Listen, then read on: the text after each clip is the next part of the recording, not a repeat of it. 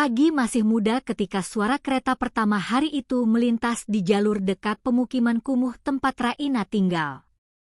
Suaranya memekakan telinga, bergetar sampai ke lantai kontainer tempat gadis itu tidur. Namun bagi Raina, suara itu sudah seperti jam weker alami, bangun, bekerja, dan bertahan hidup. Tidak ada waktu untuk bermalas-malasan. Tidak ada waktu untuk menjadi remaja biasa. Ia membuka mata pelan, merasakan dinginnya udara pagi menusuk kulit. Atap kontainer tua itu bocor di beberapa titik, membuat sudut-sudut ruangan lembab. Raina bangkit dari kasurnya yang sudah tipis, merapikan selimut lusuh yang warnanya sudah memudar. Di luar, Fajar mengintip malu-malu di balik barisan bangunan tinggi yang tampak seperti sedang mengejek rumah kecilnya. Di pojokan ruangan, ibunya masih tidur. Tubuhnya kurus, tulangnya menonjol, napasnya terdengar berat. Meski lampu remang-remang, Raina bisa melihat wajah ibunya yang pucat. Ada rasa perih setiap kali melihat keadaan itu, tapi ia menahannya. Raina harus kuat. Ia tidak boleh menunjukkan kelemahan di depan ibunya. Raina menyentuh lengan ibunya perlahan. "Bu, aku berangkat dulu, ya," bisiknya lembut. Ibu Dira membuka mata sedikit. Sepasang mata yang dulu hangat kini tampak lelah dan sayu. "Jangan lupa makan, Rain," ucapnya lirih. Suaranya hampir hilang. Raina tersenyum, sengaja membesarkan suaranya agar terdengar yakin. "Raina makan kok, Bu. Ibu yang harus istirahat. Nanti siang aku pulang bawa obat ibu." Padahal, kenyataannya ia sering hanya makan roti sisa atau minum air putih agar uang yang ia miliki cukup untuk membeli obat penahan nyeri bagi ibunya. Tapi kebohongan kecil itu, menurutnya, bukan dosa, itu bentuk cintanya. Raina mengambil ember kecil berisi air yang semalam ia tampung dari keran umum. Ia mencuci muka, merapikan rambut panjangnya, lalu mengikatnya menjadi kuncir sederhana. Tidak ada cermin besar di rumah. Hanya kaca kecil retak yang menempel di dinding kontainer. Namun Raina tahu ia tidak boleh terlalu lama berdandan. Waktu adalah uang. Di samping pintu, ada tumpukan koran yang ia ambil dari agen. Koran-koran itu harus habis hari itu. Jika tidak habis, ia tidak akan untung. Dan tanpa uang itu, ia tidak bisa membeli obat ibunya. Raina menarik napas panjang sebelum keluar rumah. Ia menatap rumah kontainer itu. Rumah yang mungkin tidak layak disebut rumah. Tapi disitulah hatinya berada. Jalanan menuju lampu merah cukup jauh jika ditempuh dengan berjalan kaki. Namun Raina sudah terbiasa. Kota di pagi hari adalah pemandangan yang kontras. Orang-orang berseragam rapi menuju kantor, mobil-mobil mewah melintas cepat, pedagang kaki lima bergegas membuka lapak, dan di antara semuanya, Raina dengan setumpuk koran di pelukannya. Sampai di persimpangan besar, lampu masih hijau. Raina menunggu. Ia berdiri di pinggir jalan, bersiap seperti atlet yang akan berlari. Saat lampu berubah kuning, napasnya mulai teratur. Ketika akhirnya lampu merah menyala, ia melangkah ke barisan mobil-mobil yang berhenti. Korannya, "Pak, Bu, berita terbaru hari ini, terbitan pagi. 1 koran aja, Bu, harganya murah." Tidak semua orang menanggapi. Beberapa menggeleng, beberapa menghindari tatapan, beberapa bahkan tak melirik sama sekali. Raina sudah kebal. Kadang ada yang sinis, kadang ada yang melempar senyum kecil, tapi kebanyakan tidak peduli. Ia melangkah mendekati sebuah mobil sedan hitam dengan pengendara yang tampak ramah. "Pak, korannya, Pak." Pria itu tersenyum, membuka kaca mobil. Kasih 1, ya. Raina berseri-seri. 1 koran terjual. Sampai jumpa, Pak, ucapnya riang. Raina bekerja seperti itu setiap hari. Menyusuri satu mobil ke mobil lainnya, mengulang kata-kata yang sama sepanjang pagi. Tapi yang membuat hari itu berbeda adalah hadirnya sebuah mobil patroli polisi yang berhenti tepat di sampingnya. Mobil itu mengilap, lampu rotatornya mati namun tampak gagah. 2 polisi duduk di dalamnya. Raina ingin menawarkan koran, seperti biasa. Ia tahu polisi pun butuh membaca berita. Meski begitu, ia tetap ragu. Namun pekerjaannya menuntut keberanian. Jadi ia memberanikan diri. Permisi, Pak, mau koran? Belum sempat ia mendekat lebih jauh, jendela mobil terbuka cepat. Keluar wajah seorang pria muda dengan seragam lengkap, wajahnya tampan namun dingin. Mata hitamnya menusuk. Hei, kamu. Jangan terlalu dekat, tegurnya lantang. Raina terkejut, berhenti di tempat. Saya hanya menawarkan koran, Pak. Polisi itu menghela napas keras seolah melihat sesuatu yang menjengkelkan. Sudah dibilang jangan ganggu pengendara. Kamu pikir semua orang mau kamu paksa beli? Raina menunduk, mencoba tetap sopan. Saya tidak memaksa, Pak. Hanya menawarkan. Menawarkan? Kamu tahu nggak kalau banyak yang pura-pura miskin buat ambil belas kasihan? Banyak yang bikin kotor jalanan, bikin macet. Nada polisi itu meninggi. Beberapa pengendara lain mulai melirik. Raina merasa wajahnya panas, bukan karena matahari, tapi karena malu. Saya bukan penipu, Pak, saya cuma. Cukup, potong polisi itu. Sana. Pergi dulu. Ganggu yang lain saja. Raina membeku. Koran-koran di tangannya terasa lebih berat. Polisi itu menggerakkan tangannya seolah mengusir binatang liar. Sana. Kamu bikin jalanan gak rapi.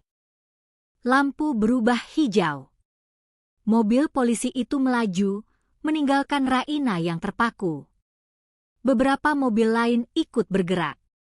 Raina mundur ke pinggir jalan. Ia menggigit bibir kuat-kuat. Matanya panas. Ia berusaha menahan air mata, tapi ketika sudah sepenuhnya berdiri di trotoar, air mata itu pecah seperti bendungan jebol. Ada banyak hinaan yang pernah ia dapatkan. Dari orang kaya sombong, dari pengendara yang menganggapnya sampah. Tapi entah kenapa, ucapan seorang polisi, seseorang yang harusnya menjaga dan menghargai rakyat kecil, terasa seperti pukulan paling keras. Raina duduk di trotoar, menutupi wajah dengan kedua tangannya.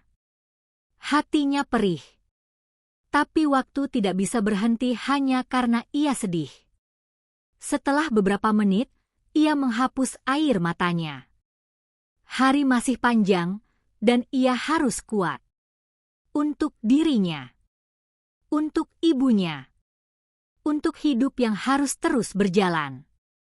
Ia berdiri, menepuk-nepuk bajunya, merapikan koran yang sedikit terlipat. Tidak apa-apa, Rain, bisiknya pada diri sendiri. Kamu masih bisa jual yang lain. Raina kembali ke persimpangan.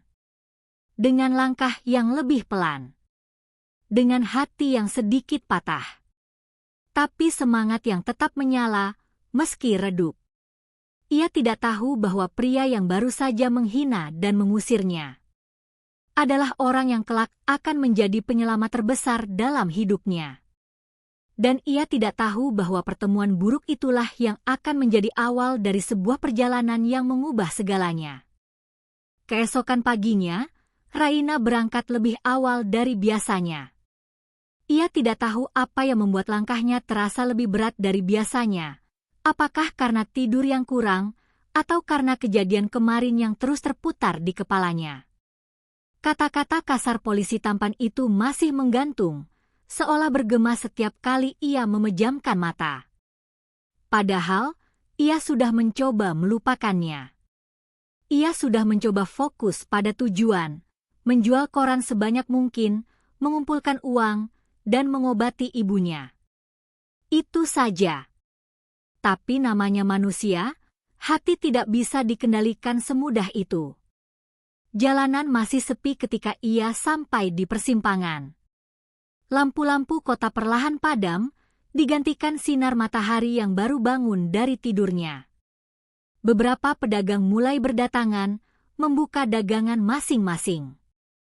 Ada pedagang ketoprak yang menyapa Raina ramah. "Pagi, Rain. Semangat lagi jualannya?" tanya Pak Umar sambil mengaduk bumbu ketopraknya. Raina mengangguk kecil. "Iya, Pak Umar. Insya Allah hari ini laku banyak." Pak Umar tersenyum. "Kamu anak baik. Rezekimu pasti ada." Ucapan itu sederhana, tapi cukup untuk menghangatkan dada Raina sedikit. Ia butuh itu, sekecil apapun. Karena manusia yang paling keras pun bisa rapuh bila hanya menerima hinaan setiap hari. Jam menunjukkan pukul 7 lewat ketika persimpangan mulai ramai. Mobil, motor, bus, semuanya berlomba-lomba melintasi jalanan kota. Raina berdiri di tepi zebra cross sambil menatap lampu lalu lintas. Merah. Saatnya bekerja. Ia melangkah cepat, mendekati mobil pertama, menawarkan koran dengan sopan. Ada yang membeli, ada yang menolak, ada yang bahkan tidak melihatnya sama sekali. Semua sudah biasa. Raina terus berkeliling, menghafal pola lampu lalu lintas, berusaha menghindari bahaya sebisa mungkin. Tapi hari itu, sesuatu terjadi. Sebuah motor berhenti mendadak di dekat Raina, membuatnya terkejut. Pengendaranya tampak terburu-buru, membuka kaca helmnya. Satu koran, cepat. Raina refleks memberikan koran sambil mengambil uang yang disodorkan. Tapi saat ia hendak mundur, motor di belakangnya tak sengaja maju terlalu dekat. Roda motor menyentuh ujung sepatu Raina. Raina kehilangan keseimbangan. Ia terjatuh ke belakang, koran-korannya terlempar ke udara. Beberapa pengendara kaget dan menghindar. Semuanya terjadi begitu cepat. Namun sebelum tubuh Raina menghantam aspal, sebuah tangan kuat menarik lengannya. "Hei! Hati-hati!" Raina terhenti di udara, lalu jatuh, bukan ke tanah, tetapi tertahan di dada seseorang. Raina membuka mata dan menemukan dirinya berada dalam pelukan seorang pria berseragam. Polisi. Dan bukan sembarang polisi. Wajah itu, mata itu, adalah polisi yang memarahinya kemarin. "Brata." Raina langsung menjauh, bangkit cepat-cepat sambil memunguti korannya yang berserakan. Ia tidak mengatakan apa-apa. Tidak perlu. Ia tidak ingin. Sementara Brata berdiri di belakangnya, memandanginya dengan wajah yang sulit dibaca. Ada kejutan, ada ketegangan, mungkin juga rasa bersalah yang tidak ia akui. "Hati-hati kalau jalan. Lampu bisa berubah kapan saja," ujar Brata akhirnya. Raina tidak menatapnya. "Terima kasih, Pak." Nada suaranya datar, dingin, tapi sopan. Ia tidak ingin menyakiti dirinya sendiri lagi dengan menunjukkan perasaan. Ia hanya ingin pergi dari tempat itu sesegera mungkin. Brata memperhatikan gerakan Raina yang cepat dan tergesa-gesa. Polisi itu sempat membuka mulut, seolah ingin mengatakan sesuatu, mungkin minta maaf, mungkin memberi nasihat, tapi harga diri dan egonya menahannya. Ia malah memilih berkata hal yang membuatnya sendiri menyesal beberapa detik kemudian. Kamu harusnya lebih hati-hati. Jangan bikin masalah setiap hari. Kalimat itu seperti pisau yang menusuk hati Raina. Ia berhenti memungut koran, menutup mata sebentar seolah menahan sesuatu. Namun ia tidak membalas. Ia hanya mengambil koran terakhir yang jatuh di jalan, merapikannya, lalu melangkah menjauh tanpa memandang Brata. Polisi lain di dalam mobil patroli yang memarkirkan kendaraannya di pinggir jalan mencondongkan badan keluar jendela, menatap Brata dengan alis terangkat. Brat, kamu sadar enggak? Tadi anak itu hampir ketabrak. Dan kamu, ngomongnya kayak begitu? Brata mendecak, kesal pada dirinya sendiri tapi tidak mau mengaku. Aku cuma bilang dia hati-hati. Ya, tapi caramu ngomong itu, loh, sahut polisi itu sambil menggeleng-geleng. Kamu ini gimana, sih? Orang nolong tapi ngomongnya masih nyakitin. Brata tidak menjawab. Ia melihat ke arah Raina, yang kini berjalan ke sudut lain persimpangan, menghindari mobil patroli seolah menghindari bahaya. Ada rasa tidak nyaman di dada Brata. Rasa asin menempel di lidahnya, rasa penyesalan. Namun ia masih belum siap menghadapi kebenaran bahwa ia salah besar kemarin. Bahwa ia telah menghina gadis yang sebenarnya hanya ingin bertahan hidup. Hari itu berjalan berbeda untuk Raina. Setiap kali ia merasa sudah kembali fokus, wajah Brata, saat memarahinya kemarin, saat menolongnya hari ini, dan saat mengucapkan kalimat yang menyakitkan itu, selalu muncul di kepalanya. Ia mencoba mengabaikannya, tapi sulit. Sesekali, ia menoleh ke arah mobil patroli yang parkir tidak jauh. Ia melihat Brata sedang berdiskusi dengan warga. Wajahnya serius, tegas, tampan. Seorang anak kecil bahkan menghampiri polisi itu, dan Brata tersenyum hangat padanya. Kontras sekali. Untuk Raina, wajah itu hanya memperlihatkan ketidakadilan. Kenapa orang lain mendapatkan senyuman itu? Kenapa hanya dirinya yang mendapat tatapan sinis? Beberapa mobil berhenti lagi di lampu merah. Raina pertama-tama memastikan jaraknya aman, lalu kembali menawarkan koran. Korannya, Pak, terbitan baru.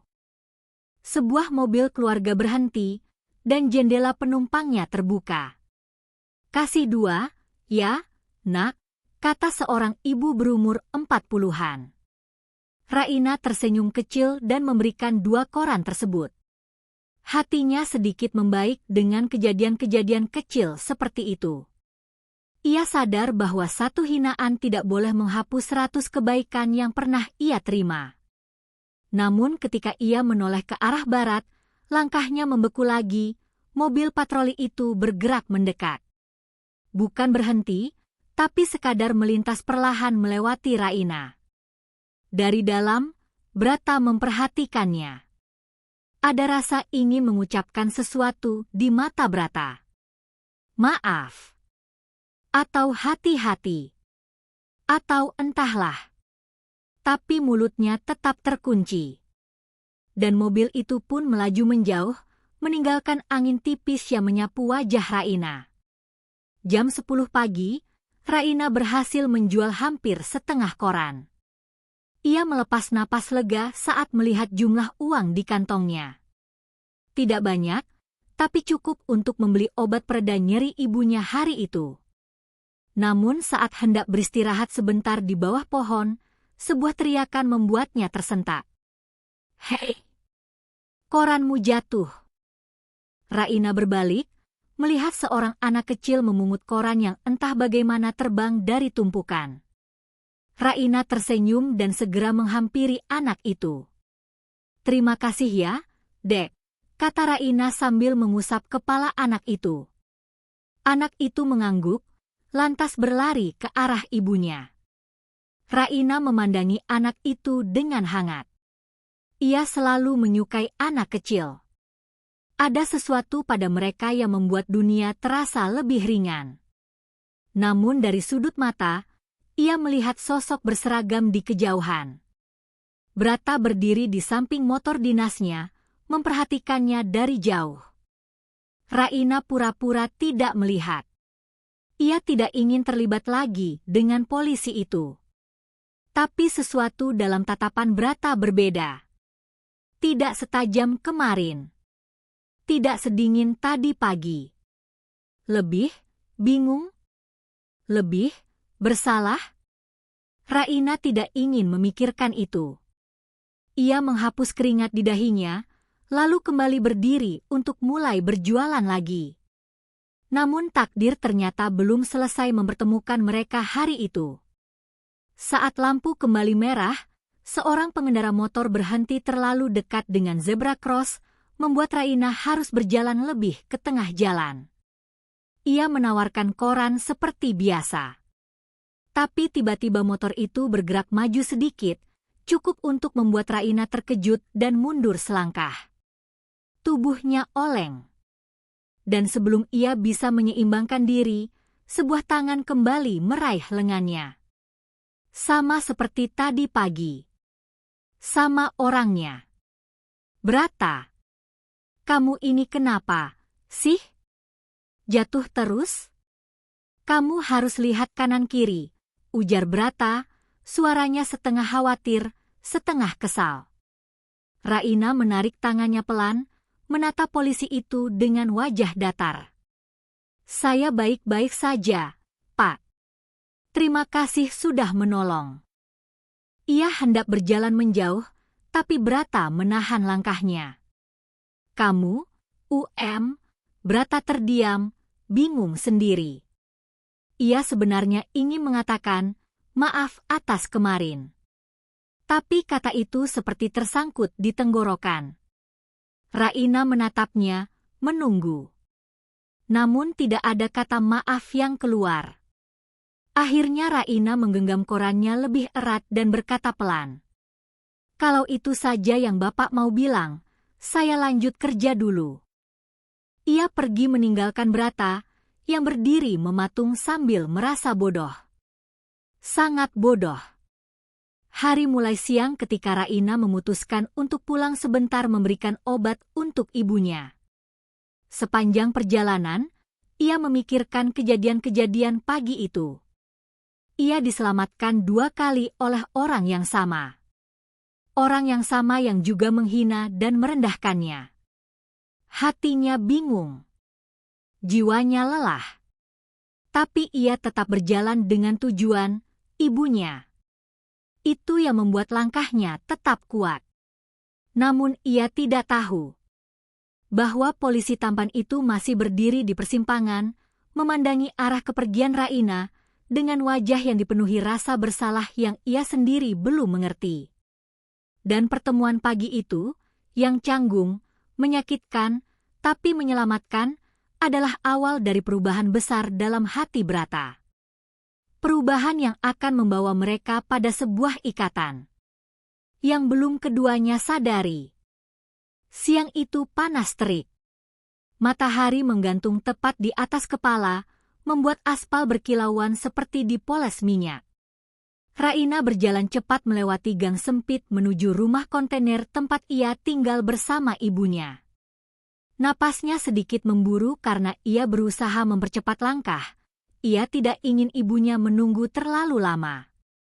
Sesekali, ia memeriksa obat kecil yang baru saja ia beli.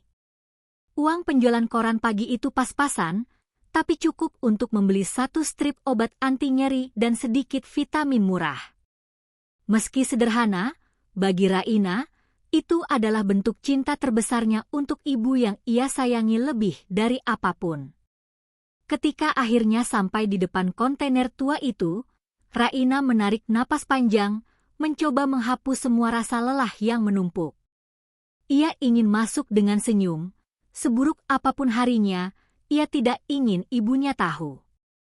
"Bu, Raina pulang," serunya pelan sambil membuka pintu. Di dalam, Ibu Dira sedang duduk bersandar di dinding, memeluk selimut tipis. Napasnya terdengar berat, tetapi begitu melihat putrinya, matanya berbinar. "Raina, sudah pulang?" "Iya, Bu." Raina meletakkan koran-koran sisa di sudut ruangan, lalu segera mendekati ibunya.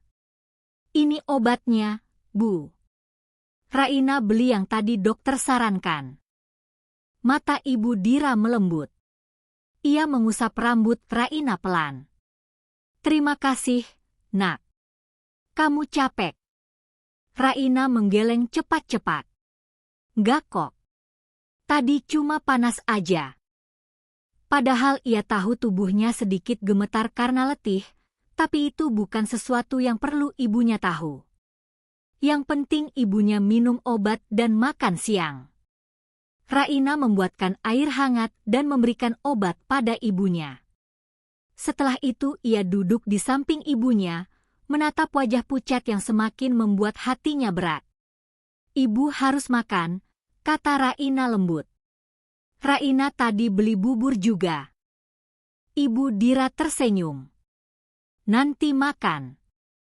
Kamu istirahat dulu." Namun Raina menggeleng. Nanti sore Raina harus turun lagi jualan. Sekarang waktunya Raina jagain ibu. Mereka duduk dalam diam sejenak. Angin dari jendela kecil berembus perlahan, membawa debu masuk, tapi setidaknya memberi sedikit kesejukan. Keheningan itu membuat pikiran Raina melayang pada kejadian pagi tadi. 2 kali ia hampir jatuh. 2 kali ia ditolong oleh orang yang sama. Dan orang itu adalah polisi yang sama yang pernah menghina dan mempermalukannya. Polisi bernama Brata. Entah kenapa, nama itu terasa asing tapi mulai menempel di pikirannya. Raina menghembuskan napas panjang, mencoba menghapus bayang-bayang itu dari benaknya. Namun ibunya, yang selalu peka, menatap putrinya dengan seksama. "Rain," panggil Ibu Dira lembut. "Kamu kelihatan murung. Ada masalah?" Raina tersentak kecil. "Nggak kok, Bu." Raina cuma, ada kejadian sedikit di jalan. Ibunya menaikkan alis. "Kejadian apa?" Raina ragu sebentar. Ia tidak ingin menambah beban ibunya dengan detail kejadian memalukan itu. Namun ia juga tidak pandai berbohong pada ibunya. "Ada polisi, Bu." Dia kayak salah paham sama Raina. Dia pikir Raina ganggu orang, padahal Raina cuma jualan. Ibu Dira menghela napas panjang. "Kamu baik-baik saja?" "Iya, Bu." Raina cuma kaget. Tapi, orang itu nolong Raina juga tadi pagi waktu Raina hampir jatuh. Ibu Dira tersenyum. "Lihat, orangnya mungkin keras, tapi hatinya bisa jadi baik." Raina diam, memikirkan itu. Apakah benar begitu? Atau itu hanya kebetulan? Setelah beberapa menit mengobrol ringan, Ibu Dira tiba-tiba batuk keras. Batuknya panjang, berat, dan terdengar basah. Raina segera panik dan memegang bahu ibunya agar tetap tegak. "Bu." Pelan-pelan. Ibu Dira menutup mulutnya dengan sapu tangan. Dan ketika sapu tangan itu dibuka, ada bercak merah. Darah. Jantung Raina seakan berhenti. "Ibu, ini, kenapa darah lagi?" Suara Raina bergetar. Ibu Dira buru-buru menyembunyikan sapu tangannya. "Tidak apa-apa, Rain. Hanya batuk biasa." "Biasa apanya?" Raina langsung berdiri, gugup, takut, marah, campur aduk. Bu, ini sudah yang ketiga minggu ini. Ibu Dira tersenyum tipis, mencoba menenangkan putrinya. Ibu cuma butuh istirahat. Raina meraih tas kecilnya. Raina bawa ibu ke puskesmas sekarang. Namun Ibu Dira memegang tangan Raina erat-erat. Air matanya muncul sedikit, tetapi ia memaksa tersenyum. Rain, dengarkan ibu. Suaranya lembut tapi tegas. Kita tidak punya cukup uang untuk periksa lagi. Terakhir kali saja, kita masih punya utang di puskesmas. Raina menunduk, air mata jatuh membasahi pipinya. Tapi ibu sakit. Ibu batuk darah. Suaranya pecah. Ibu Dira mengusap kepala Raina dengan lembut. Nanti, kalau kita sudah punya uang lebih. Ibu janji. Sekarang kamu fokus kerja dulu, ya? Jangan sedih begini. Raina menggigit bibir, menahan tangis yang ingin pecah. Rain cuma takut ibu kenapa-kenapa. Ibu Dira menarik Raina ke dalam pelukannya.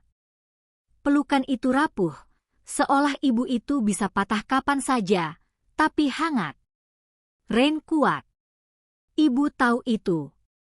Kita pasti bisa lewat ini. Namun jauh di dalam hati Raina, ia tahu ibunya hanya mencoba menenangkannya. Batuk darah yang semakin sering bukan hal kecil. Dan tanpa pemeriksaan, tanpa obat tepat, ibunya bisa. Raina tidak berani melanjutkan pikirannya. Ia harus lakukan sesuatu. Apapun.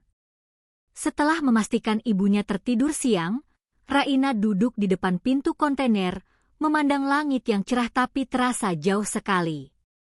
Ia memikirkan cara mendapatkan uang lebih cepat. Mungkin ia harus menjual lebih banyak koran. Mungkin ia harus bekerja sampai malam. Mungkin ia harus mencari pekerjaan lain, apa saja. Namun semua opsi itu akan memakan waktu. Dan waktu adalah sesuatu yang sepertinya tidak banyak dimiliki ibunya. Saat Raina sedang tenggelam dalam pikirannya, dari kejauhan terdengar suara sirine polisi. Tidak keras, hanya melintas. Tapi suara itu entah bagaimana langsung mengingatkannya pada seseorang. Brata. Ia mengerutkan kening. Kenapa pikirannya tiba-tiba memikirkan polisi itu? Ia menghela napas dan berdiri. Tidak penting. Yang penting sekarang adalah pekerjaan. Raina kembali ke persimpangan pada sore hari. Kali ini ia membawa lebih sedikit koran, tapi ia bertekad untuk menjual semuanya sebelum senja turun. Namun hal yang tidak ia duga terjadi. Di sisi seberang jalan, mobil patroli yang sama berhenti. Dan dari dalamnya, keluar sosok yang sudah ia kenal. Brata. Polisi itu berjalan perlahan, arah pandangannya tertuju pada Raina. Dan kali ini, tatapan itu berbeda sama sekali dari sebelumnya. Tidak ada ketus. Tidak ada sinis. Hanya berat. Dan penuh sesuatu yang belum bisa Raina pahami. Brata berhenti sekitar 3 meter dari Raina. Kamu balik lagi, katanya pelan. Raina menjaga jarak. Saya harus kerja, Pak. Brata mengangguk. Aku tahu. Mereka terdiam. Angin sore membawa suara bising kendaraan, tapi dunia Raina seakan mengecil hanya pada 2 orang itu. Brata membuka mulut, ragu-ragu. Aku mau bicara soal kejadian kemarin. Raina mengangkat wajahnya. Untuk pertama kalinya, ia melihat sesuatu yang jujur dalam ekspresi polisi itu. Brata menelan ludah. Aku salah kemarin. Raina membeku. Polisi itu menundukkan kepala sedikit. Salah besar. Itu bukan sekadar permintaan maaf. Itu pengakuan. Dan jarang sekali seseorang seperti Brata mengaku salah sebesar itu. Raina tidak tahu harus berkata apa. Namun sebelum ia sempat membalas, suara batuk keras dari arah seberang, batuk seorang wanita tua yang hampir jatuh, membuat Brata spontan menoleh dan berlari menolong. Raina terdiam, melihat polisi itu membantu seorang nenek menyeberang, memapahnya, memberi minum, bahkan memanggil ambulans ketika melihat nenek itu sangat lemah. Hatinya menegang. Polisi itu, orang yang sama yang menghina dirinya, kini sedang menolong dengan penuh empati dan kesabaran. Sosoknya terlihat begitu berbeda. Begitu tulus. Raina memandanginya lama. Sangat lama. Namun ia tidak tahu bahwa Brata, ketika menoleh sebentar ke arahnya, menemukan tatapan Raina. Dan entah mengapa, tatapan itu membuat jantungnya berdebar sedikit lebih cepat. Mereka berdua belum tahu. Tetapi sore itu adalah titik awal dari perubahan deras dalam hidup mereka. Perubahan yang akan membawa rahasia besar tersingkap. Rahasia yang selama ini disembunyikan di balik dinding tipis rumah kontainer kecil itu. Pagi itu, matahari bahkan belum naik sempurna ketika Raina sudah berdiri di persimpangan jalan besar, memeluk tumpukan koran yang masih hangat. Langit berwarna kelabu, tanda hujan kecil bisa turun kapan saja. Udara lembab menusuk kulitnya yang belum benar-benar pulih dari demam 2 hari sebelumnya, tapi ia tetap memaksakan diri. Baginya, berhenti bekerja bukanlah pilihan. Tidak saat ibunya membutuhkan obat yang harganya naik lagi minggu ini. Motor-motor dan mobil berlalu lalang, lampu merah menyala, dan Raina mulai berjalan dari satu kendaraan ke kendaraan lainnya. Beberapa orang tersenyum sopan, beberapa menggeleng tanpa menatap, beberapa bahkan pura-pura sibuk dengan ponsel. Namun hari itu berbeda. Sejak tadi, pundaknya terasa berat, pikirannya melayang. Ia memaksakan senyum padahal dunia tampak berputar di sekelilingnya. Saat lampu merah hampir berubah, seseorang turun kaca mobilnya. Bak. Satu korannya. Raina refleks menoleh. Mobil keluarga berwarna silver itu berhenti cukup jauh dari posisinya. Tanpa pikir panjang, ia berlari kecil menghampiri mobil tersebut.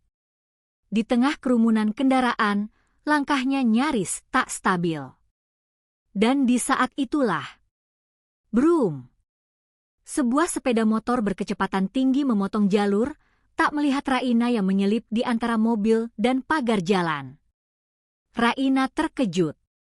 Pengendara motor itu juga terkejut. "Kak! Awas!" teriak seseorang. Namun semuanya terjadi terlalu cepat. Motor itu hampir menabrak tubuh kecilnya. Raina memejamkan mata, siap menerima benturan yang entah sekuat apa. Tapi sebelum itu terjadi, sebuah tangan kuat menarik lengannya begitu keras hingga tubuhnya terdorong ke arah lain. "Awas kau!" Suara laki-laki itu keras. Napasnya terengah. Raina terseret setengah meter sebelum benar-benar berhenti. Saat ia membuka mata, ia melihat seragam biru. Dan wajah itu. Brata. Polisi tampan yang pernah menghina dan mempermalukannya. "Kalau kau mau mati, jangan di tengah jalan begini," bentaknya, meski matanya jelas-jelas menunjukkan rasa panik yang belum sempat hilang. Raina masih gemetar. Napasnya naik turun tak teratur. Ia menatap Brata tanpa suara. Motor yang hampir menabraknya sudah melesat pergi. Pengendaranya ketakutan. Mobil-mobil mulai membunyikan klakson karena lampu sudah hijau. Keadaan menjadi kacau sesaat, tapi Brata berdiri tegap, mengangkat tangan memberi isyarat agar pengendara menunggu sejenak. Pergi ke pinggir, katanya tegas sambil menarik Raina dengan hati-hati. Raina menurut, masih linglung. Ia berdiri di bawah pohon dekat trotoar. Brata menyusul, wajahnya tampak marah, tapi itu bukan kemarahan biasa. Ada nada khawatir. Apa kau tidak lihat jalan? Kau pikir nyawamu bisa kembali kalau hilang? Katanya lantang. Raina menunduk, mengatur napas. Maaf, aku hanya ingin menghampiri pembeli. Pembeli? Brata mengangkat suara lagi. Kau hampir mati. Tapi, aku harus kerja, sahut Raina lirih. Kalimat itu menghantam Brata lebih keras daripada teriakan manapun. Untuk pertama kalinya, Brata benar-benar memperhatikan Raina. Kakinya yang lusuh, sepatu kanvas murahan dengan sol yang setengah terbuka, tangan kanannya bergetar sambil menekan dada seakan menahan nyeri. Wajahnya pucat, lebih pucat dari pertama kali mereka bertemu. Kau sakit?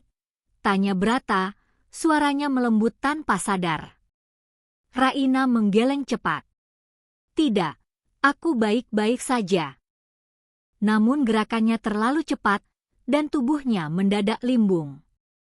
Brata spontan menangkap bahunya.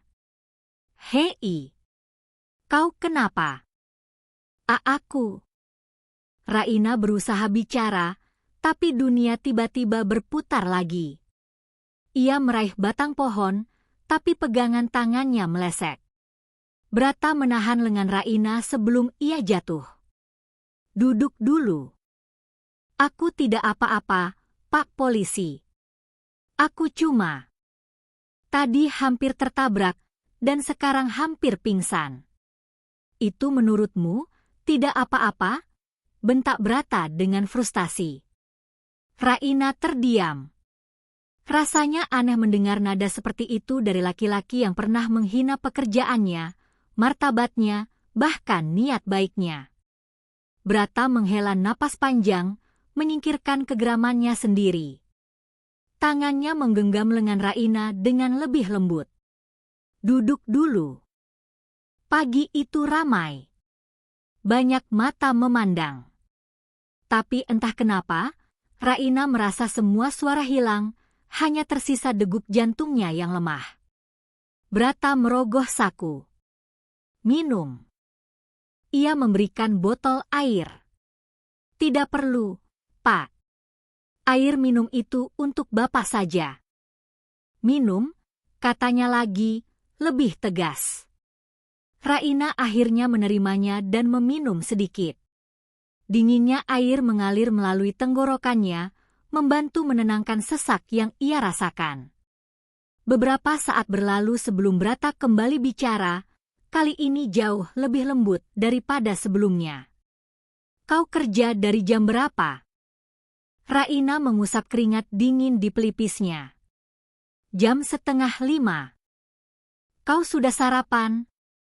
Ia ragu menjawab. Belum. Brata mendengus pelan. Lalu kau kira tubuhmu akan kuat? Aku terbiasa, Pak. Brata menatapnya lama.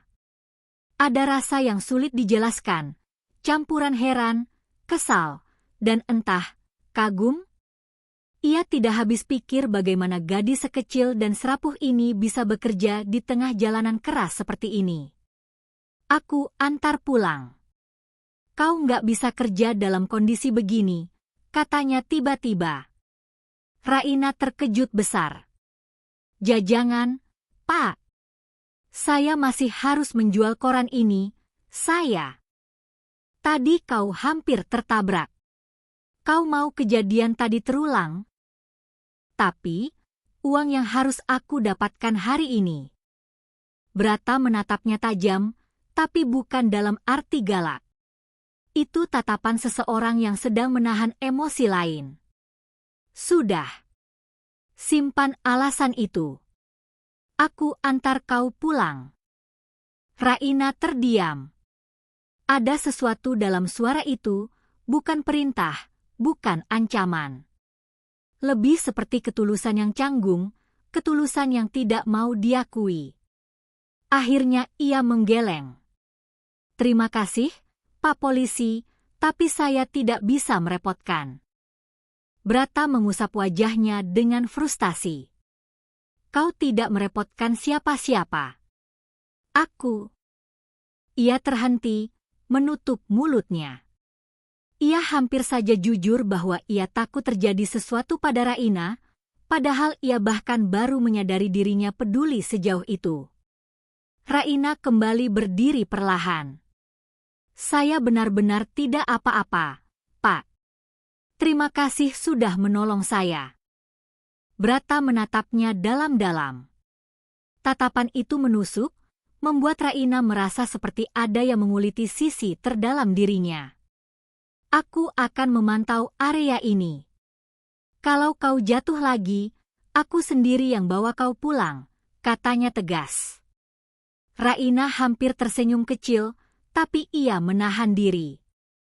"Baik, Pak Polisi." Brata menatap tangan kecil yang menggenggam koran, dan ia merasa dadanya sesak.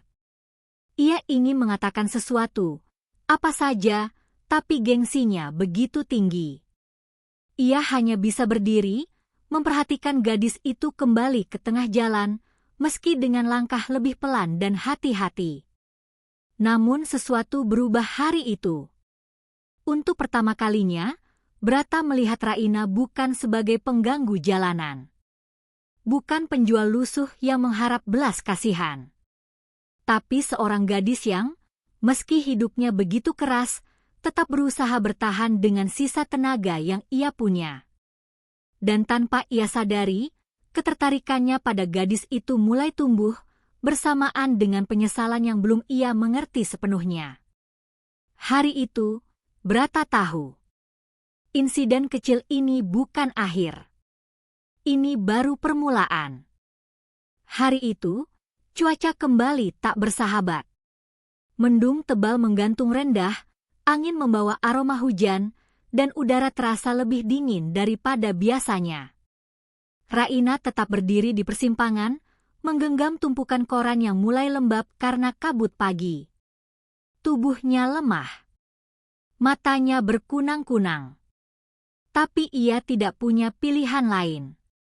Obat ibunya akhirnya habis semalam, dan hari ini ia wajib mendapatkan cukup uang untuk membelinya, tidak peduli apapun kondisinya. Namun nasib pagi itu tak sebaik harapannya. Sudah lebih dari 2 jam, korannya belum laku setengah pun. Raina beberapa kali batuk kecil, napasnya tersengal. Tapi ia memaksa diri untuk tetap tersenyum kepada setiap pengendara, meski senyum itu sering dibalas dengan tatapan jijik atau pura-pura tidak melihat. Hingga tibanya momen yang mengubah segalanya. Di seberang jalan, sebuah mobil patroli berhenti di bahu jalan. Brata duduk di kursi kemudi, menatap persimpangan yang sama yang ia awasi sejak kejadian kemarin. Ia berkata pada para rekannya bahwa ia memantau kepadatan arus kendaraan, tetapi sebenarnya ia mencari satu sosok. Raina. Sejak hampir menabraknya kemarin, pikirannya tidak bisa tenang. Meski gengsi menahannya untuk meminta maaf, ia tidak pernah benar-benar pergi dari sekitar lokasi itu. Setiap pergantian lampu, ia memandangi persimpangan itu untuk memastikan Raina aman. Ketika akhirnya ia melihat tubuh mungil itu berdiri lagi di tengah jalan, Brata merasakan sesuatu menegang di dadanya. Gadis itu tampak lebih pucat. Langkahnya goyah. Dan dari kejauhan, Brata melihat Raina mengusap keningnya seolah pusing. "Kamu lagi kerja juga?" tanya rekan polisi di kursi sebelah. Brata tersentak. "Iya." Lihat situasi. Padahal yang ia lihat hanya satu orang, gadis dengan seragam lusuh, menahan hidup di antara deru mesin kendaraan. Beberapa menit kemudian, kejadian itu pun terjadi. Raina menoleh ke kanan, hendak melangkah ke mobil yang membuka jendela karena ingin membeli koran. Namun baru satu langkah ia ambil, lututnya melemas. Penglihatannya gelap. Telapak tangannya tak mampu menopang berat tubuh sendiri. Dunia berputar, lalu bruk. Tubuh Raina jatuh ke aspal. Koran-koran lepas dari pelukannya, berserakan tertiup angin. Beberapa pengendara kaget dan menghindar. Seorang wanita berteriak panik. Brata yang melihatnya langsung membuka pintu mobil begitu cepat hingga rekannya terkejut. "Brat, mau kemana?" Namun suara itu tidak lagi ia dengar. Brata sudah berlari menyeberang jalan tanpa memedulikan kendaraan yang melaju. Ia mengangkat tangan memberi isyarat pada pengendara untuk berhenti, wajahnya pucat. "Raina!" serunya. Tubuh Raina tergeletak di tanah, tak bergerak. Rambutnya yang kusut menutupi sebagian wajah.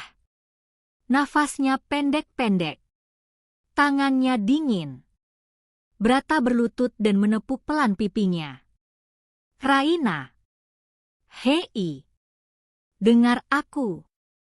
Kelopak mata itu bergerak sedikit, tapi tidak benar-benar terbuka. Orang-orang mulai berkumpul. "Kasihan banget. Anak ini jualan terus, setiap hari aku lihat. Aduh, pingsan lagi, pasti dia kurang makan." Suara-suara itu hanya membuat dada Brata makin sesak. Penyesalan melingkar seperti ular di tenggorokannya. Ia mengangkat tubuh Raina, membopongnya tanpa ragu. "Kalian tolong beri jalan," seru Brata pada kerumunan. Warga segera memberi ruang ketika melihat seragamnya. Brata membawa Raina ke mobil patroli, lalu dengan cepat melarikannya ke klinik terdekat. Klinik kecil di tepi jalan itu sudah beberapa kali melihat Raina datang dengan luka-luka kecil akibat jatuh atau kelelahan. Tetapi kali ini berbeda. Perawat langsung bergerak setelah melihat kondisi Raina yang pucat dan napasnya yang tidak stabil. "Penyebabnya apa?" tanya dokter jaga sambil memeriksa tekanan darah. "Dia pingsan di jalan," jawab Brata cepat. "Tadi dia tampak sangat lemah." Dokter mengangguk mengerti. Anak ini memang kurang gizi. Kelelahan parah. Ini bukan pingsan biasa, ini tubuhnya memaksa berhenti. Brata merasakan hantaman di dadanya. Apa dia baik-baik saja? Untuk saat ini stabil. Tapi kalau terus begini, dia bisa tumbang permanen. Dia tidak boleh memaksakan diri lagi. Brata mengepalkan tangan. Saat itu pula, seorang ibu paruh baya yang bekerja sebagai perawat sambilan menghampiri Brata. Ia memandang Raina dengan tatapan iba. "Kamu kenal anak ini, Nak?" Brata ragu sejenak. "Tidak. Maksud saya baru 2 kali bertemu." Perawat itu mengangguk lirih. Kasihan dia. Ibunya sakit parah. Tinggal di rumah kontainer dekat rel. Gadis ini yang jadi tulang punggung. Perkataan itu membuat Brata terdiam. "Ayahnya?" tanyanya pelan. "Tidak tahu kemana. Katanya pergi sejak lama." Perawat itu menatap Raina yang terbaring tak berdaya. Anak ini kuat, tapi tubuhnya tidak sekuat semangatnya. Brata menoleh pada Raina. Untuk pertama kalinya, ia merasa melihat sesuatu yang tidak pernah ia lihat dalam hidupnya sendiri, perjuangan yang tidak pernah ia alami, kekurangan yang tidak pernah ia rasakan, dan beban yang mungkin tidak akan sanggup ia pikul bila ia berada di posisi gadis itu. Keluarganya, ibunya, tinggal di mana? Suara Brata terdengar lebih lirih dari sebelumnya. Perawat menyebutkan sebuah lokasi. Brata tertegun. Itu tidak jauh, namun cukup terpencil. Dia tinggal di sana. Brata nyaris tidak percaya. Tinggal? Lebih tepatnya, bertahan, jawab perawat itu sedih. 2 jam berlalu, dan Raina akhirnya sadar. Brata masuk ke ruangan, tapi tetap menjaga jarak. Raina membuka mata dengan bingung. Aku, di mana? Di klinik, jawab dokter. Kamu pingsan. Wajah Raina memucat. Ia langsung berusaha duduk. Koran-koranku, aku harus kembali. Tidak. Suara tegas itu menghentikan semuanya. Brata berdiri di samping tempat tidur. Tatapannya serius, tidak seperti biasanya. Kau tidak akan kembali bekerja hari ini. Tapi, aku bilang tidak, ulang Brata, tapi bukan nada menghardik. Lebih seperti memohon. Raina menatapnya. Ada sesuatu di mata Brata, sesuatu yang tidak ia lihat waktu pertama kali mereka bertemu. Rasa bersalah. Raina. Brata menelan ludah, lalu berkata pelan. Kau tidak harus menghadapinya sendirian. Raina mengerja pelan, bingung. Aku akan antarkan kau pulang, lanjut Brata. Raina memandangnya lama, seolah ingin membaca kejujuran di balik kata-katanya. Lalu ia bertanya satu hal yang membuat Brata terdiam cukup lama. Kenapa? Bapak tiba-tiba peduli. Brata menahan napas. Ada ribuan jawaban yang ingin ia berikan, mulai dari rasa bersalah, penyesalan, hingga kekaguman yang belum sempat ia pahami, tapi akhirnya ia memilih berkata jujur. Karena aku baru tahu siapa kamu sebenarnya. Raina terdiam. Dan saat itu, Brata tahu. Ia sudah melangkah ke jalan yang tidak bisa ia munduri lagi. Setelah kejadian pingsan itu, hidup Raina perlahan berubah, bukan secara drastis, bukan dengan cara-cara ajaib yang langsung menghapus bebannya, tetapi perlahan, diam-diam, melalui seseorang yang tak pernah ia duga, Brata. Hari itu, setelah Raina diantar pulang oleh Brata, hujan turun deras. Mobil patroli berhenti tepat di depan rumah kontainer itu. Satu-satunya rumah yang terlihat seperti kotak besi dengan jendela kecil, keter kelupas, dan warna kusam akibat panas serta hujan. Brata mengantar Raina sampai pintu. Ia tertegun melihat kondisi rumah itu.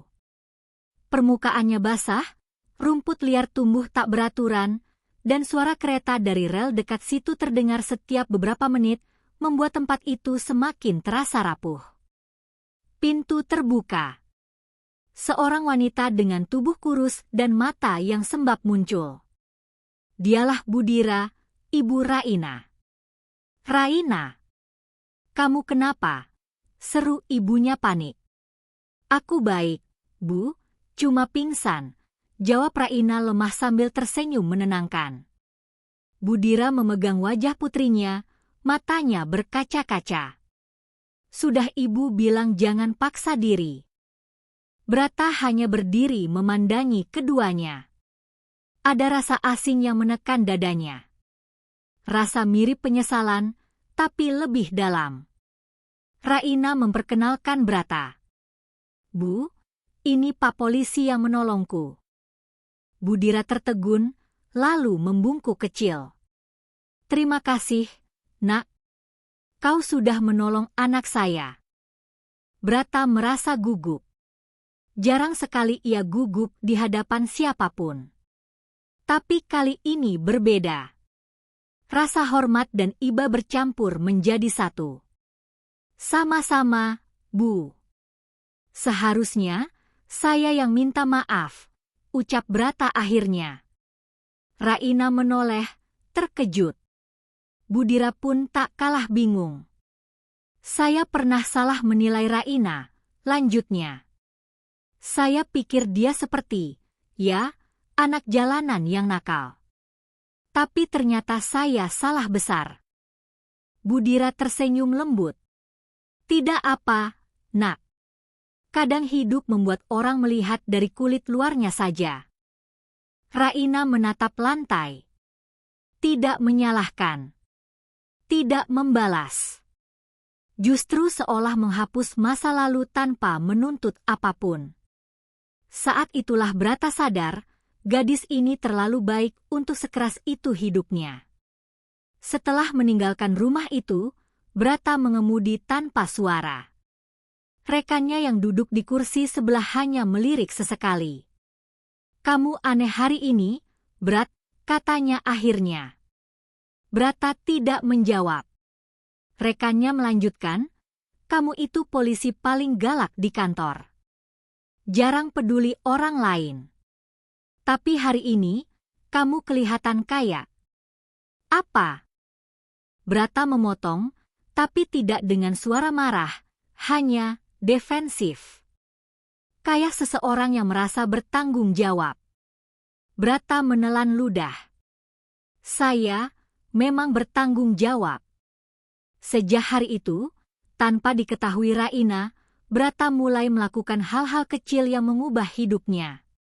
1. Membayar obat ibu Raina diam-diam. 2 hari setelah kejadian itu, Raina datang ke apotek kecil untuk membeli obat. Harga obat ibunya seharusnya ratusan ribu rupiah, jumlah yang bagi Raina seperti mimpi buruk. Namun saat ia menyerahkan uang tabungannya yang pas-pasan, kasir berkata, "Uangnya kurang, tapi obat ini sudah dibayar oleh seseorang beberapa hari lalu." Raina terkejut. "Siapa?" Kasir menggeleng. "Dia hanya bilang, nanti ada gadis penjual koran datang." Itu saja. Raina diliputi rasa bingung sekaligus syukur. Ia berjalan pulang sambil menunduk, menggenggam obat itu seolah memegang harta paling berharga. Dia tidak tahu, dari kejauhan, seorang polisi di atas motor patroli sedang mengawasinya dari ujung gang, memastikan ia aman pulang. Brata tersenyum kecil, meski ia sendiri tak tahu kenapa dadanya terasa lebih hangat dari biasanya. 2. Memberikan bantuan melalui orang lain. Suatu sore, seorang tetangga mengetuk pintu kontainer Raina. "Raina, ini ada paket buat kamu," katanya bantuan. Raina mengerutkan kening. "Bantuan dari siapa?" Tetangga itu hanya mengangkat bahu. "Kurirnya bilang bantuan sosial dari kepolisian." Paket itu berisi beras, lauk instan, minyak, dan bahkan selimut baru. Raina memeluk paket itu sambil menahan air mata. "Terima kasih, entah siapapun yang kirim." Raina benar, itu bukan bantuan sosial resmi. Itu bantuan pribadi Brata, tetapi ia memintanya dikirim atas nama lembaga agar Raina tidak tahu. 3. Mengawasi dari jauh. Sejak pingsan kemarin, Brata memutuskan satu hal. Raina tidak boleh jatuh lagi. Tidak selama ia bisa mencegahnya. Setiap pagi, ia memasang alarm 30 menit lebih awal dari biasa dan memulai rit di sekitar persimpangan. Ia memastikan Raina baik-baik saja, memastikan ia tidak terlalu memaksakan diri. Namun ia tidak pernah menghampiri. Tidak pernah mencoba mengobrol. Ia hanya ingin menjaga dari jauh. Kadang ia melihat Raina tertawa kecil kepada pelanggan, kadang ia melihatnya menyeka keringat sambil menatap langit seolah memohon kekuatan. Ada kalanya Raina berhenti sebentar karena dadanya sesak, tapi kemudian ia berdiri lagi. Brata ingin menghampiri. Ingin menyuruhnya pulang. Ingin membawanya makan. Tapi ia tahu, Raina adalah gadis yang punya harga diri kuat. Membantunya terang-terangan hanya akan membuat Raina merasa tidak enak. Karena itu, ia memilih cara lain. Menjadi penjaga tanpa nama. Hari berlalu. Pekan berganti. Bantuan-bantuan kecil itu berkelanjutan, tanpa Raina tahu siapa dalangnya. Hingga suatu malam, saat Brata duduk sendirian di pos jaga, ia memandangi foto kecil yang ia ambil dari jauh. Raina sedang tersenyum kepada pembeli, rambutnya tergerai, mata mungilnya bersinar meski hidupnya berat. Rekannya lewat dan menggodanya. Wah, polisi galak kita jatuh hati rupanya. Brata tersentak. Bukan begitu. Tapi wajahmu bilang lain. Brata terdiam cukup lama, sebelum akhirnya berkata pelan. Dia kuat. Tapi sendirian. Dan kalau aku tidak salah, dia bisa hancur kapan saja. Rekannya menepuk bahu Brata. Kalau kamu peduli, kamu harus tunjukkan. Jangan cuma diam. Brata menatap foto itu sekali lagi. Aku hanya belum pantas muncul di depannya. Kenapa? Karena aku pernah menghancurkannya lebih dulu. Semua upaya itu berjalan baik, sampai suatu malam ketika Brata menerima kabar yang membuat jantungnya serasa berhenti. Laporan dari warga, kata petugas lain yang menerima panggilan. Ada seorang wanita sakit parah, tidak sadarkan diri. Katanya tinggal di rumah kontainer dekat rel. Brata berdiri seketika. Nama pasiennya, tanyanya terburu-buru. Petugas membuka catatan, Budira. Brata langsung berlari ke mobil patroli, menghidupkan mesin tanpa menunggu perintah. Dalam hatinya ia berkata, Raina, bertahanlah. Ia melaju ke arah rumah kontainer itu secepat mungkin, tanpa tahu bahwa jawabannya akan mengubah hidup mereka selamanya. Pagi itu udara Jakarta terasa pengap. Matahari baru saja muncul, namun panasnya sudah seperti menekan setiap sudut kota. Namun bagi Naila, tidak ada pagi yang cukup panas atau cukup berat untuk membuatnya berhenti bekerja. Selama ibunya masih sakit, selama obat-obatan semakin mahal, dan selama penghasilannya sebagai penjual koran masih tersendat, maka setiap hari harus tetap dijalani. Ia memeluk setumpuk koran ke dadanya, berjalan dari satu lampu merah ke lampu merah lain, menawarkan dagangan dengan suara yang semakin serak. Korannya, Kak, berita hari ini lengkap. Namun pagi ini penjualannya buruk. Sangat buruk. Entah karena cuaca panas membuat orang ingin cepat-cepat masuk ke dalam gedung ber-AC, atau karena wajahnya terlihat terlalu lelah, hingga banyak yang hanya menggeleng tanpa menoleh. Ketika uang receh dalam kantongnya baru terkumpul sedikit, ia menghela napas panjang. Ya Allah, cukupkan rezeki hari ini, bisiknya lirih. Menjelang siang, tubuh Naila mulai terasa limbung. Tadi pagi ia berangkat tanpa sarapan, hanya seteguk air hangat, karena ia memilih menyisakan uang untuk membeli obat ibunya. Kakinya semakin berat, sehingga ia memutuskan untuk duduk sejenak di bangku taman dekat trotoar. Namun baru beberapa menit duduk, dunia di hadapannya berputar. Pusing. Perut perih. Keringat dingin membasahi tengkuknya. Ia meraih tiang bangku sambil berusaha tetap sadar. Jangan pingsan, jangan. Tapi semuanya berubah menggelap. Ketika ia membuka mata lagi, suara klakson terdengar samar. Udara panas menampar pipinya. Pandangannya buram, namun perlahan sosok seseorang muncul di hadapannya. Seragam biru. Bahunya bidang. Tatapannya tajam namun cemas. Naila. Gadis itu berkedi pelan. Dedamar. Ia terkejut sendiri karena memanggil namanya. Namun polisi itu tidak menanggapi kekagetannya. Ia langsung jongkok di depan Naila, memegang bahu gadis itu dengan hati-hati. Kamu kenapa bisa pingsan? Suaranya tegas, tetapi jelas-jelas mengandung nada khawatir. Naila mencoba bangun, namun tubuhnya limbung. Damar segera menopangnya tanpa ragu. "Kamu makan?" tanyanya cepat.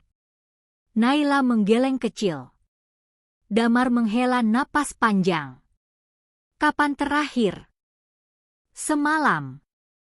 Pria itu menutup mata sejenak, seperti sedang menahan frustrasi. "Ya ampun, Naila." Ia berdiri dan tanpa bertanya, ia langsung menggandeng lengan Naila. "Berdiri. Kita cari makan." Tidak usah, Pak, aku masih harus jualan." Damar berhenti, memandangnya dengan tatapan yang membuat Naila spontan menunduk. "Kamu mau mati?" Nada suaranya tidak kasar, justru penuh kekhawatiran yang dalam. Naila terdiam. "Kalau kamu pingsan di tengah jalan, siapa yang jaga ibumu?" Pertanyaan itu menampar hatinya paling dalam. Naila tidak lagi membantah. Ia membiarkan langkahnya dibimbing ke sebuah warung kecil di sudut jalan. Damar memesan nasi, telur, dan teh hangat. Sesuatu yang terasa mewah bagi Naila, karena biasanya ia hanya makan mie instan setengah porsi. Saat piring datang, Naila hanya menatapnya lama. "Kok nggak dimakan?" tanya Damar. "Aku?" Bibirnya gemetar. "Aku malu." "Kenapa?" Karena saat laki itu menghina dan mengusirnya waktu itu, Naila begitu terpukul. Dan kini polisi yang sama justru membelikan makanan, menolongnya saat ia hampir pingsan. Perubahan itu membuat hatinya kacau. "Aku tidak mau merepotkan," jawabnya pelan. Damar tersenyum tipis, senyum yang Naila bahkan tidak pernah bayangkan ia miliki. "Dengar, makan bukan merepotkan. Ini namanya manusiawi." Naila tidak bisa menahan air mata. Beberapa tetes jatuh tanpa bisa dicegah. Damar sempat terkejut, tetapi ia tidak mengomentari. Ia hanya mendorong piring sedikit ke arah gadis itu. "Makanlah. Pelan-pelan." Dan Naila makan, dengan tangan gemetar, dengan hati yang terasa hangat sekaligus sakit.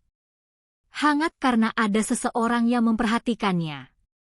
Sakit karena orang itu adalah sosok yang dulu membuatnya jatuh dan merasa hina. Damar diam saja sambil memperhatikan. Setiap kali tangan Naila tampak terlalu lemah, ia menahan diri agar tidak langsung membantunya. Ia hanya ingin memastikan gadis itu tidak jatuh lagi. Setelah selesai makan dan merasa sedikit lebih kuat, Naila bersandar pada kursi. Damar membuka botol air mineral dan memberikannya. "Minum lagi." Naila mengangguk pelan. Setelah semuanya menenangkan, Damar akhirnya bertanya, "Kamu nggak makan karena nggak ada uang, ya?" Naila mengepalkan tangan. Ia tidak menjawab. Itu sudah cukup bagi Damar. Ia mengambil napas dalam-dalam, lalu berkata, "Nai, mulai sekarang, kalau kamu butuh pertolongan, bilang ke aku." Naila mendongak, hampir tidak percaya. "Aku pernah berbuat salah ke kamu," lanjutnya.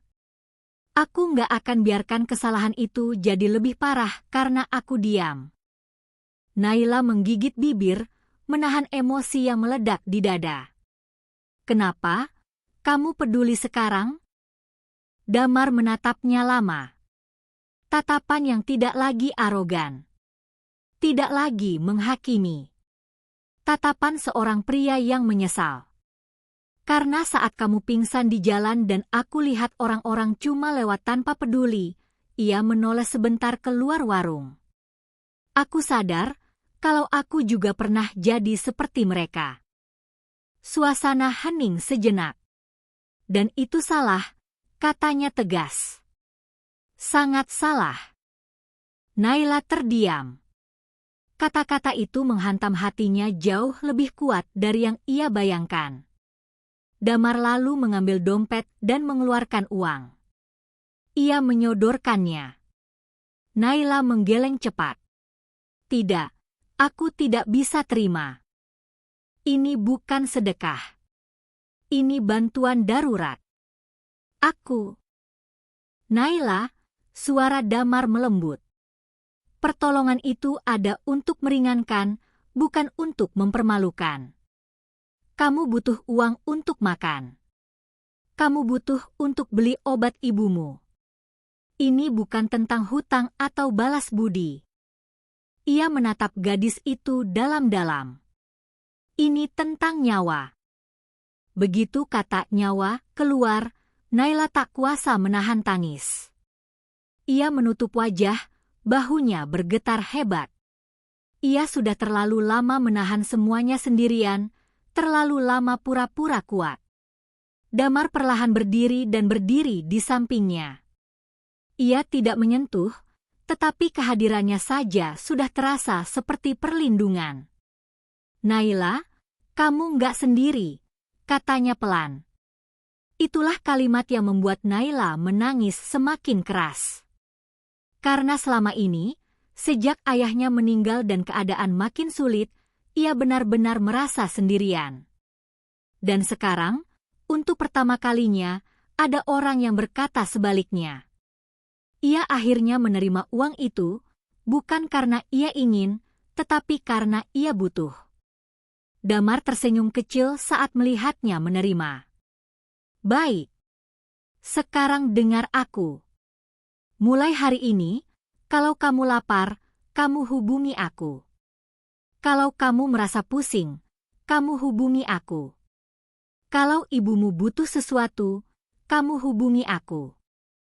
Naila menatapnya dengan mata bengkak. Kenapa? Kamu melakukan ini semua? Damar terdiam sejenak. Ia menghela napas, lalu berkata jujur. Karena aku ingin jadi orang baik buat kamu, meski aku pernah jadi orang paling jahat di hidupmu. Naila tercekat. Dan di saat itulah ia sadar bahwa pertolongan terbesar bukanlah uang, bukan makanan, bukan tenaga. Melainkan seseorang yang hadir pada saat kau berada di titik terlemah. Seseorang yang mengatakan, "Aku ada di sini." Setelah Naila merasa cukup kuat, Damar mengantarnya pulang dengan motor dinasnya. Di perjalanan, Naila memeluk tas korannya erat-erat sambil sesekali mengintip pria itu dari belakang. Angin sore menyapu wajahnya. Dan untuk pertama kalinya setelah sekian lama, ia merasa aman. Bukan karena keadaan berubah. Bukan karena masalah selesai. Tapi karena seseorang yang dulu menyakitinya, kini menjadi pertolongannya yang terbesar. Malam telah turun, membawa hujan yang tidak kunjung reda. Rintiknya memantul di atap seng rumah kontrakan Naila. Suara deras itu biasanya membuatnya sulit tidur, tetapi malam ini suara itu tidak mampu mengalahkan suara-suara lain. Suara detak jantungnya yang berpacu, suara napas ibunya yang berat, dan suara langkah Damar yang mondar-mandir membantu mengangkat tubuh ibunya ke dalam mobil. Naila memegangi tangan ibunya yang terasa dingin. "Bu, sebentar lagi kita sampai rumah sakit, ya?" "Ibu kuat, kan?" Suaranya gemetar. Ibunya mengangkat sedikit wajahnya. "Naila, kenapa panggil polisi?" "Bukan dipanggil, Bu, dia yang nolong." Naila tersenyum hambar meski matanya basah. "Ibu tenang saja." Damar masuk setelah menutup pintu rumah kontrakan itu. Ia melihat keduanya dan berkata, "Ayo, kita harus ke rumah sakit secepatnya." Kondisinya sudah lemah. Tanpa perlu panjang lebar, ia mengangkat tubuh Budira ke dalam gendongannya. Gerakannya yakin, stabil, seakan ia sudah terbiasa membawa pasien. Naila menatapnya dengan rasa terima kasih yang tak mampu ia ucapkan. Langkah Damar benar-benar memastikan tidak ada guncangan yang bisa memperburuk kondisi ibunya. Saat mereka sampai di rumah sakit, Damar kembali bergerak cepat. Perawat, tolong, satu pasien kondisi kritis. Sesak napas, saturasi turun. Para perawat menoleh dan langsung mengambil tindakan setelah melihat tubuh Budira yang lemah. Mereka membawanya ke ruang gawat darurat dengan tandu. Damar dan Naila mengikuti dari belakang. Setelah pintu IGD tertutup, tinggallah mereka di luar, Naila dengan wajah tegang dan Damar dengan napas berat seolah menahan cemas. Untuk beberapa detik mereka hanya berdiri dalam diam, menyaksikan derasnya hujan yang membasahi kaca. Naila bersandar pada dinding, menutup wajahnya dengan kedua tangan. Aku takut, Pak, aku takut sekali. Damar mendekat perlahan. Tenang dulu. Mereka sedang melakukan yang terbaik. Tapi, bagaimana kalau terlambat? Bagaimana kalau aku kehilangan ibu? Suara Naila pecah. Dadanya naik turun cepat. Damar menghela napas dan berdiri di sampingnya. Ia tidak berusaha menyentuhnya, tetapi kehadirannya begitu dekat dan menenangkan. Kamu sudah melakukan yang terbaik. Dan sekarang, biarkan mereka merawat ibumu. Kita tunggu bersama. Ia menatapnya. Kamu tidak sendiri malam ini. Kalimat itu membuat Naila menangis dalam diam. Beberapa menit kemudian, seorang dokter keluar dari ruang IGD. Naila segera menghampiri. Dok, bagaimana ibu saya? Dokter itu melepas masker dan menghela napas. Keadaannya stabil untuk sementara, tapi ginjalnya mengalami kerusakan cukup parah. Kami harus melakukan pemeriksaan lebih lanjut untuk memutuskan tindakan selanjutnya. Naila seketika pucat. MA, maksudnya, operasi, tanyanya terbata. Bisa jadi demikian, jawab dokter dengan hati-hati. Dan itu tidak bisa ditunda terlalu lama. Naila merasa lututnya lemas. Operasi? Biaya? Dia bahkan tidak mampu membayar obat, bagaimana dengan operasi? Tatapannya buram karena air mata. Damar melihat itu dan langsung maju ke depan. Dok, lakukan semua prosedur yang diperlukan secepatnya. Jangan khawatirkan biaya. Naila menoleh cepat, sok. Apa? Pak, tidak perlu. Damar mengangkat tangan pelan, memotong kata-katanya. Ia menatap Naila serius. Kamu butuh pertolongan. Dan aku sudah bilang, biarkan aku bantu. Dokter mengangguk dengan rasa hormat. Baik, kalau begitu kami akan mulai pemeriksaan malam ini. Setelah dokter pergi, Naila menunduk dengan napas bergetar. Pak Damar, aku tidak bisa menerima ini. Ini terlalu besar. Aku tidak mau hutang. Damar memiringkan kepala sedikit. Ini bukan hutang. Aku tidak menuntut apapun dari kamu. Tapi, kenapa? Kenapa kamu sampai begini? Damar terdiam beberapa detik, lalu berkata lirih, karena aku tahu rasanya kehilangan seseorang karena terlambat menolong. Naila membeku. Itu pertama kalinya Damar memberi sedikit gambaran tentang masa lalunya. Dulu aku gagal menyelamatkan seseorang, lanjutnya. Dan aku tidak mau itu terjadi lagi. Tidak kalau aku bisa mencegahnya. Naila terdiam. Air matanya kembali jatuh. Kali ini bukan karena sedih, tetapi karena perasaan lain yang sulit ia jelaskan. Terima kasih, hanya itu yang mampu ia ucapkan. Beberapa jam berlalu. Pemeriksaan telah dilakukan. Hasilnya lebih buruk dari dugaan. Dokter memanggil mereka berdua masuk ke ruang konsultasi. Ginjal ibumu mengalami kerusakan sangat parah. Satu-satunya cara untuk menyelamatkannya adalah transplantasi. Kata-kata itu seperti petir yang menyambar tengah malam. Mata Naila membesar. Bibirnya bergetar. Transplantasi. Ia hampir tidak sanggup mengulang. Betul, dokter mengangguk. Tapi mencari donor ginjal yang cocok itu sulit.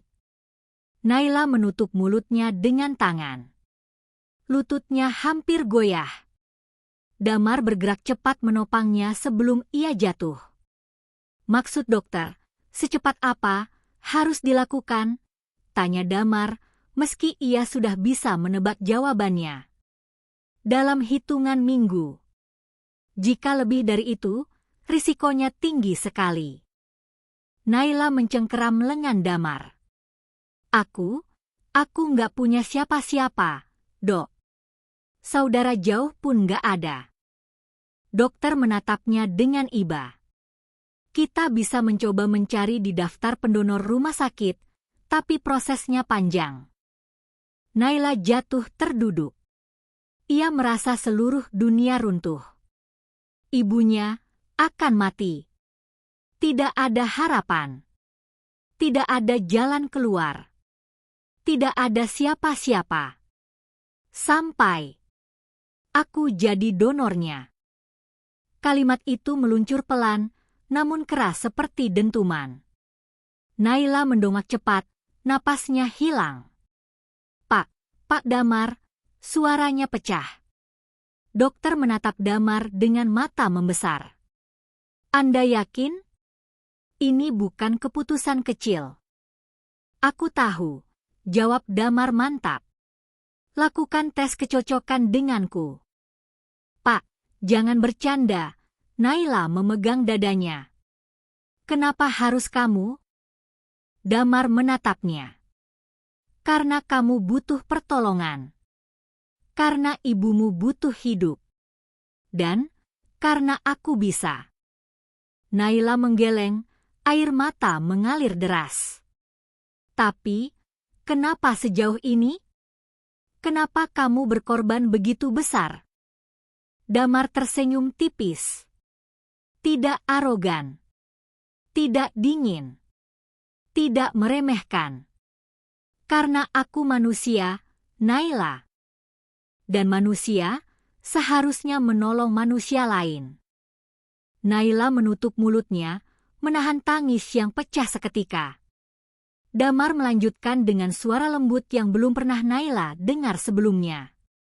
Pertolongan terbesar bukan hanya menyelamatkan nyawa seseorang, tapi mengembalikan harapan yang hilang. Naila menangis keras. Aku tidak pantas menerima ini. Damar menggeleng. Tidak ada manusia yang tidak pantas ditolong. Kita semua berhak hidup. Dokter melihat percakapan keduanya dengan mata berkaca-kaca. Setelah menarik napas panjang, ia berkata, "Baiklah. Kita lakukan tes kecocokan sekarang." Damar mengikuti seluruh proses tanpa mengeluh sedikit pun. Ia diambil darah, menjalani pemeriksaan detail, dan menunggu hasilnya dengan wajah yang tenang meski Naila terlihat semakin cemas. 2 jam kemudian, dokter keluar dengan ekspresi yang sulit ditebak. Naila hampir tidak berani menatap. "Bagaimana, Dok?" tanya Damar. Dokter tersenyum pelan, mengangguk. "Sangat cocok. Hampir sempurna." Naila menutup mulutnya. Tubuhnya bergetar hebat. Damar menatapnya dengan lembut. "Lihat, aku bilang apa?" Naila menghampirinya dan menangis di dadanya tanpa ia sadari. Damar membeku sejenak, lalu perlahan mengangkat tangan dan menepuk punggung Naila dengan lembut. "Semua akan baik-baik saja," bisiknya. "Tak ada kamera. Tak ada wartawan. Tak ada orang lain yang tahu." Pertolongannya begitu besar. Namun ia tidak meminta satupun orang mengetahui pengorbanannya. Sebuah pengorbanan tanpa pamer. Tanpa mengharapkan balasan. Tanpa meminta pujian. Malam itu, Naila menyadari satu hal. Damar bukan hanya polisi yang menolongnya. Ia adalah alasan ibunya masih punya kesempatan hidup. Rumah kontainer itu malam ini lebih dingin daripada biasanya. Angin berdesir lewat celah-celah dinding, membuat suara rintik-rintik kecil yang terdengar seperti keluh kesah besi tua. Lampu di ruang tengah menyala redup, menerangi Raina yang duduk di kursi kecil sambil memegangi lengannya yang baru dibalut oleh perawat. Hari ini terlalu berat. Bukan karena sakit di bahunya.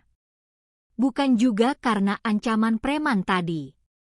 Tetapi karena kata-kata Brata dan wajahnya saat ia mengatakannya. Aku takut kehilangan kamu. Kalimat itu terus bergema di kepalanya, mengisi ruang dadanya yang selama ini ia isi dengan ketabahan dan rasa sakit. Membuatnya bingung, ragu, senang, dan takut, semuanya sekaligus. Raina menunduk. Tangan kanannya meremas ujung bajunya. Apa yang sebenarnya Brata rasakan? Apa yang sebenarnya ia rasakan? Ia tidak berhak jatuh cinta, pikirnya. Hidupnya masih berantakan. Ibunya sakit. Uangnya pas-pasan. Masa depannya buram. Namun mengapa hatinya berdebar sejak Brata menariknya pergi dari Kepin? Mengapa perutnya seakan dipenuhi kupu-kupu saat Brata menatapnya? Mengapa ia merasa aman ketika berada di dekatnya? Raina menghela napas panjang dan menahan air mata. Ia tidak boleh terlihat rapuh di hadapan ibunya. Belum. Sementara itu, Brata berdiri di luar rumah kontainer itu. Punggungnya bersandar pada pintu mobil patroli, wajahnya menatap langit yang gelap tanpa bintang. Bukan karena cuaca, tapi karena pikirannya sendiri penuh badai. Ia tidak pernah secaos ini. Tidak pernah seemosional ini. Bahkan dalam kasus paling berbahaya, pikirannya selalu jernih. Tapi Raina berbeda. Tadi, saat melihat Kepin mencoba menyentuhnya, bahkan hanya sedikit saja, Brata merasa seluruh tubuhnya ingin meledak. Rasanya seperti ada aliran listrik yang menyentak dadanya, memberitahu. Lindungi dia. Sekarang. Dan ketika Raina terluka, kemarahan Brata menjadi sempurna. Pikirannya hanya dipenuhi satu hal, memastikan tidak ada yang menyentuhnya lagi. Dalam pikiran Brata, suara rekannya mengingatkan. Kalau kamu peduli, kamu harus jujur pada diri sendiri. Tapi bagaimana? Brata menutup wajahnya dengan telapak tangan. Ia jatuh hati. Tidak terduga. Tidak direncanakan. Bahkan tidak diinginkan. Karena menurutnya, Raina terlalu baik. Terlalu lembut. Terlalu murni untuk disentuh seseorang sekeras dirinya. Ia takut menyakitinya. Takut membuatnya semakin menderita. Takut Raina tahu masa lalunya, luka yang ia sembunyikan rapat-rapat. Namun melihat Raina terluka tadi, rasa takut itu kalah oleh satu emosi lain. Ia tidak ingin Raina hilang dari hidupnya. Beberapa menit kemudian, pintu kontainer terbuka. Raina keluar perlahan. Bahunya masih dibalut perban. Pipinya tampak memerah karena dingin. Tetapi mata itu lebih tenang daripada beberapa jam sebelumnya. Saat melihat Brata, langkahnya berhenti. Brata berdiri tegak, seolah bersiap menerima pertanyaan apapun yang mungkin keluar dari bibir Raina. Sunyi. Sangat sunyi. Hanya suara kereta lewat di kejauhan. Akhirnya Raina bicara, pelan, hati-hati. Terima kasih untuk hari ini. Suara itu membuat dada Brata menghangat. Tentu, jawabnya singkat. Terlalu singkat. Raina menggigit bibir. Ada hal yang sejak tadi ingin ia tanya. Brata, ia memanggil lembut. Kenapa kamu selalu ada untukku? Brata menahan napas. Pertanyaan yang paling ia hindari. Pertanyaan yang membuka semua lapisan pelindungnya. Pertanyaan yang membuatnya tak punya tempat bersembunyi. Ia menunduk. Aku tidak tahu harus jawab apa. Jawab dengan jujur, kata Raina, lebih berani dari sebelumnya. Meskipun itu menyakitkan. Brata menghembuskan napas panjang. Ia lalu menatap Raina. Tatapan itu dalam, gelap, dan penuh pergulatan. Aku ingin melindungi kamu, ucapnya akhirnya. Bukan karena kasihan. Tapi karena aku peduli. Kata itu menggantung di udara, menembus jantung Raina pelan-pelan. Kenapa peduli? Raina bertanya lagi. Ia ingin mendengar alasan yang sebenarnya. Brata menelan ludah. Karena aku pernah kehilangan seseorang, jawabnya. Seseorang yang harusnya bisa kuselamatkan. Tapi aku terlambat. Raina tertegun. Brata melanjutkan, suaranya berat. Sejak hari itu, aku selalu takut melihat seseorang yang kuperhatikan terluka. Aku selalu takut kalau aku terlambat lagi. Raina membuka mulut, namun tak ada suara yang keluar. Siapa yang Brata maksud? Apa yang sebenarnya terjadi? Brata kembali menunduk. Ia ingin berhenti. Ingin menutup percakapan ini. Tapi sesuatu dalam dirinya memaksa untuk jujur. Itu baru permulaan. Kakakku, ucap Brata, suaranya pecah sedikit. Dia meninggal waktu aku masih remaja. Di depan mataku. Karena aku terlambat menolong. Raina membeku. Itulah luka Brata. Luka yang ia sembunyikan di balik sikap kerasnya.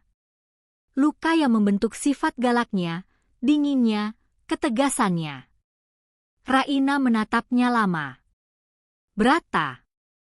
Jadi waktu aku melihat kamu jatuh, atau saat Kepin, ia tak mampu melanjutkan kalimat itu. Aku merasa semua itu akan terulang. Sunyi kembali. Namun kali ini bukan sunyi yang membuat jarak. Ini sunyi yang menyatukan. Raina mendekat beberapa langkah. Angin malam menusuk deras di gang sempit itu. Lampu jalan berkedip-kedip seperti enggan menyala, menambah mencekam suasana. Brata berdiri di depan Raina, tubuhnya tegang seperti kawat yang ditarik sampai batasnya. Tatapannya mengunci pada Kepin, dan 3 pria bertato di belakangnya. Raina berpegangan pada punggung seragam Brata. Tubuhnya masih gemetar. Kepin menatap keduanya dengan seringai mengejek. Ternyata benar, ya? Kamu beneran suka sama anak penjual koran ini. Brata tidak menjawab. Ia hanya menatap dingin. Sangat dingin. Tatapan yang bisa membuat orang paling berani pun mundur. Tapi Kepin bukan orang berani. Ia hanya orang bodoh yang merasa sok berkuasa.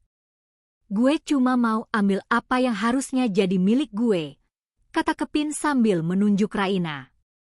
Gadis ini utang sama gue. Raina menggigit bibir. Aku tidak utang. Diam, bentak Kepin. Brata langsung melangkah maju, wajahnya berubah. Sentuh dia lagi. Coba. Suaranya rendah, terancam, dan berbahaya. Kepin mengangkat dagu dengan sok gagah. Oh alah, pahlawan kesiangan. Jangan lupa, Brat, gue nggak sendirian. 3 pria bertato mulai mengelilingi mereka. Raina makin ketakutan. Tetapi Brata tetap tenang. Tenang dalam cara yang mematikan. Ia menyalakan radio kecil di bahunya. Tertekan. 2 detik. Lalu mati. Ia sengaja mematikan panggilan cadangan. Sebab pada detik itu, ia berniat menyelesaikan semuanya sendiri. Raina, ucap Brata pelan, tanpa menoleh. Masuk ke dalam rumah. Sekarang. Raina menggeleng, matanya membesar cemas. Tapi kamu. Percayakan padaku. Suaranya lembut, tapi jelas. Untuk pertama kalinya, Raina menurut tanpa membantah. Ia melangkah ke belakang, masuk beberapa langkah ke kontainer, tapi tetap mengintip dari ambang pintu. Brata kini berdiri sendirian. 3 preman mengelilinginya dari kanan dan kiri, sementara Kepin berjarak 3 meter di depan. Serius mau lawan 4 orang sekaligus? Tanya Kepin sambil tertawa mengejek. Brata merenggangkan kedua telapak tangannya. Gerakan kecil. Namun aura tubuhnya berubah drastis, lebih tajam, lebih siap. 4. Brata menyeringai kecil. Menangis dulu deh, kalau mau kabur. Perkelahian itu meledak dalam hitungan detik. Preman pertama maju duluan, besar, bertato di leher. Ia mengayunkan pukulan besar ke arah Brata. Tetapi Brata menunduk sedikit. Pukulan itu meleset. Brata menendang lututnya dari samping. Cerak. Laki-laki itu jatuh mengerang. Preman kedua menyerang dari belakang dengan besi panjang. Raina menahan napas.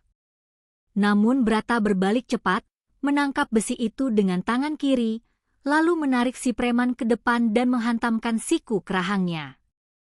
Pria itu terkapar. Preman ketiga, yang paling kecil tapi paling gesit, mencoba menusuk dengan pisau lipat. Brata menepis tangannya, memelintir pergelangan sebentar, pisau terlempar ke tanah, kemudian mendorong tubuh preman itu ke dinding gang hingga ia pingsan. Hanya butuh kurang dari 1 menit. Raina menutup mulutnya, kaget. Ia tahu Brata kuat, tapi tidak seperti ini. Kepin kini gemetar. Jangan sok jagoan, Brat. Ini bukan urusan polisi lagi. Brata berjalan mendekat. Benar, katanya rendah. Ini bukan lagi urusan polisi. Ini urusanku. Karena kamu sudah menyakiti orang yang aku. Ia berhenti. Raina menelan ludah. Brata melanjutkan pelan. Orang yang ingin aku lindungi. Kepin mundur 1 langkah. Lalu 2. Lalu berlari. Namun Brata menangkap kerahnya sebelum ia sempat kabur. Kepin meronta panik. Lepasin. Gue nggak sengaja. Gue cuma bercanda. Brata mendekatkan wajahnya. Tatapannya seperti pedang. Kalau kamu mendekat lagi ke Raina, sejengkal saja. Ia mengencangkan pegangan di kerah itu. Aku yang bakal melupakan bahwa aku ini polisi. Kepin pucat. Benar-benar pucat. Aku nggak bakal deket-deket lagi. Sumpah. Gue nggak berani lagi. Baru setelah itu Brata melemparnya menjauh. Kepin jatuh tersungkur dan langsung bangkit, lari terbirit-birit seperti anjing kalah. Beberapa preman yang masih sadar pun ikut kabur. Selesai. Hening. Hanya suara napas Brata yang masih terengah setelah adrenalin menguasai seluruh tubuhnya. Raina keluar dari kontainer, mendekati Brata perlahan. Langkahnya ragu, takut mengganggu, tapi tidak bisa menahan kekhawatiran. Brata, Kamu nggak apa-apa. Brata berbalik. Raina terdiam. Wajah Brata penuh goresan kecil, pelipisnya memar, dan tangannya sedikit berdarah karena menahan serangan. Tetapi matanya tetap lembut saat memandang Raina. Aku baik, ujarnya pelan. Raina mendekat, memegang tangan yang terluka itu. Kamu harus dirawat, katanya khawatir. Kalau kamu kenapa-kenapa, aku. Ia berhenti. Pipi Raina memerah. Brata menatapnya lama. Aku senang kamu peduli, ucapnya dengan suara hampir berbisik. Raina menunduk, tersipu. Hening sesaat. Lalu, Raina, panggil Brata lembut. Raina mengangkat wajah. Aku tahu hidupmu berat. Aku tahu kamu selalu berjuang sendiri, katanya perlahan, seakan memilih kata dengan hati-hati. Aku tidak ingin mengambil duniamu. Aku tidak ingin mengubah hidupmu secara tiba-tiba. Ia mendekat satu langkah. Raina tidak bergerak. Aku hanya ingin ada di sampingmu. Menjagamu. Bahkan kalau kamu belum bisa membalas atau belum siap, aku tetap akan ada. Raina menatap mata pria itu. Ada ketulusan yang begitu jernih. Air mata mengalir tanpa ia sadari. Kenapa? Kenapa kamu begitu baik sama aku? Suara Raina bergetar. Brata tersenyum, senyum paling lembut yang pernah ia berikan kepada siapapun. Karena kamu membuatku merasa, aku masih punya hati, jawabnya. Dan aku ingin kamu tahu, kamu layak dicintai, Rain. Dada Raina bergetar keras. Kata itu, dicintai, adalah kata yang tidak pernah ia dengar dalam hidupnya selain dari ibunya yang kini terbaring sakit. Brata melangkah satu langkah lagi mendekat. Wajah mereka hanya berjarak beberapa sentimeter. Aku rasa, bisik Brata pelan. Aku jatuh cinta sama kamu. Raina terkejut. Air mata mengalir makin deras. Ia memejamkan mata sebentar, mengumpulkan keberanian. Lalu membuka mata kembali dan berkata sangat pelan. Aku juga merasakannya. Brata tidak menunggu lebih lama. Ia meraih wajah Raina dengan lembut, sangat lembut, seolah takut gadis itu pecah, dan memeluknya erat. Raina membalas pelukan itu, tenggelam dalam rasa hangat yang belum pernah ia rasakan. Pelukan itu bukan hanya tentang cinta. Itu tentang luka yang akhirnya bertemu obatnya. Tentang dua hati patah yang akhirnya menemukan tempat pulang. Beberapa minggu kemudian, kondisi ibu Raina membaik dengan bantuan pengobatan yang lebih layak. Raina mendapat beasiswa dari yayasan sosial yang, tanpa ia tahu, direkomendasikan oleh seseorang dari kepolisian. Dan Brata? Ia datang setiap akhir shift untuk menemani Raina dan ibunya. Tidak sebagai polisi. Tidak sebagai penyelamat. Tapi sebagai seseorang yang akhirnya menemukan arti dari kata rumah. Epilog. Pada suatu sore, saat matahari menguning, Raina menyodorkan koran ke Brata dengan senyum. Kali ini gratis, katanya sambil tersipu. Brata tertawa kecil dan menerima koran itu. Kalau gratis, aku maunya satu hal lagi. Apa? Brata mendekat, membisik. Waktumu. Raina menunduk, tersenyum malu. Dan di gang kecil yang dulu penuh hinaan dan rasa takut itu, kini hanya ada dua hati yang perlahan tumbuh bersama. Akhir. Yang sebenarnya adalah sebuah awal.